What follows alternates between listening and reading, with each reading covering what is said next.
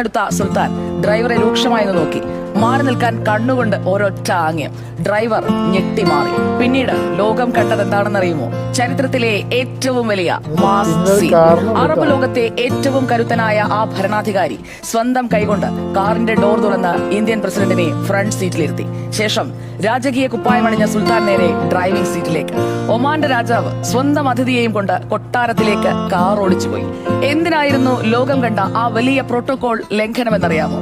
ആ കാഴ്ച കണ്ടുനിന്നവരെല്ലാം ഞെട്ടിത്തരിച്ചു. വിവരം കേട്ടവരൊക്കെ അത്ഭുതപ്പെട്ടു. പല ചോദ്യങ്ങളും ഉയർന്നു. അതിന് പക്ഷേ ഒമാൻ സുൽത്താൻ നൽകിയ മറുപടി കേൾക്കുന്നവരിലെല്ലാം രോമാഞ്ചമുണ്ടാക്കും. അന്ന് എന്റെ കാറിലിരുന്നത് കേവലം ഇന്ത്യയുടെ പ്രസിഡന്റ് അല്ല, മറിച്ച് പൂനെയിൽ ഞാൻ പഠിക്കുന്ന കാലത്ത് എനിക്ക് അക്ഷരം പകർന്നു നൽകിയ എന്റെ സ്വന്തം പ്രൊഫസറാണ്. ഒരു വിദ്യാർത്ഥി തന്റെ ഗുരുവിന് നൽകേണ്ട ദക്ഷിണ മാത്രമാണത്.